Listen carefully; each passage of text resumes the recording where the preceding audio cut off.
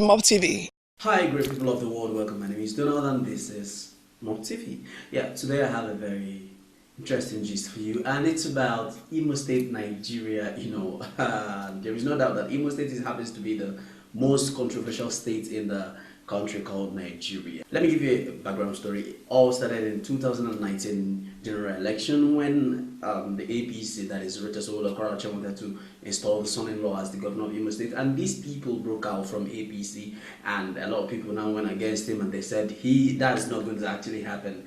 Heavyweights are there, rich people are there, they said no, and they made sure that he actually lost. That's Uche Nwosu, who came second in the election and got disqualified by the Supreme Court, by the appeal court, right? Or Supreme Court for the whole candidature. I don't know. But then after that, then there's still been a higi-haga in the state, a chaos of some sort. Emeka Ihedioha actually emerged winner, and there is a saying that he did not meet the two-third majority as the constitution requires. Then the third person is Ifeanyi Ararume, who actually withdrew his case from the court, and the fourth person is Hope Uzodinma, who is currently the governor of Imo State. Yeah, he is the governor after 8 months, 7 to 8 months that Nigeria had been governor since May 2019 till January 14th. 2020, he was removed by the Supreme Court, and Hope Uzodinma was put there. Then people are asking, how come the fourth person happens to be the governor? And this is Nigeria where anything is possible. But there are logical proofs and logical reasoning behind them. I think I need to look into them a little bit. Then, first of all, like I said before, Ihedioha did not meet the two-third majority as required by the Constitution. Yes. Then Hope Uzodinma's 388 units results were actually cancelled by the tribunal and by INEC, and even appeal court struck out the case. Then on the Supreme Court, they adopted the 388 units. Yes, that's the result, and his number now went higher than that of Ihedioha. Not just going higher, then the number of voters now exceeded the number of accredited. The number of votes now exceeded the number of accredited voters. You can see such manipulation. I think, in my opinion, the fair judgment that could come from Supreme Court is a rerun. But no, they did not go that way to actually say let it be a rerun. They actually now gave a public or a full declaration of Uzodinma being the governor of Imo State.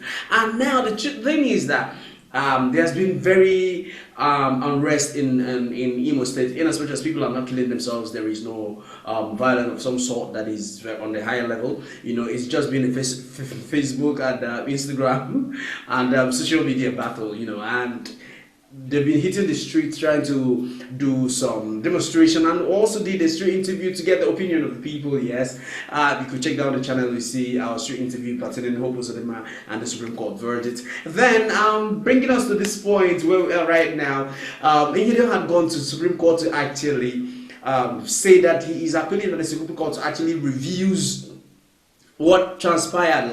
And now I'm thinking is after the review, no, the Supreme Court has accepted the review, and international bodies said they are going to monitor the process of this review of that such a verdict that the Supreme Court actually gave.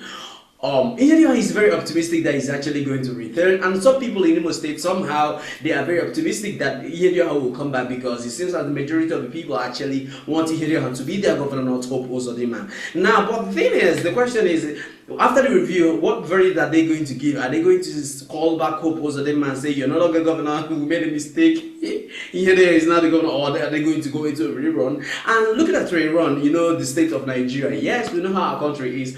Like Kogi State is just an example of Nigeria. What happened there? If there is going to be a rerun, or if a rerun takes place in Imo State, how is it going to shape out? I'm just wondering, I'm thinking in my mind, like the federal might or whatever, security, army, civil defense, all whatnot will still come down to Imo State, and it will be election as usual. You know what I mean, right? So I don't know how these things are going to come out, and the hope that or the optimism of Ihedioha towards the review by the Supreme Court. And like we're learning, this is a review process that is going to actually take place, and we are watching closely to know what's going to happen. I don't know what you think about this. Whatever you think, just put down in the comment section below. Hit the subscribe button and the notification bell. Follow us on Facebook at Mobtv. Please hit the follow button on Facebook. It's very important. If you're watching on Facebook, hit the follow button and the like button.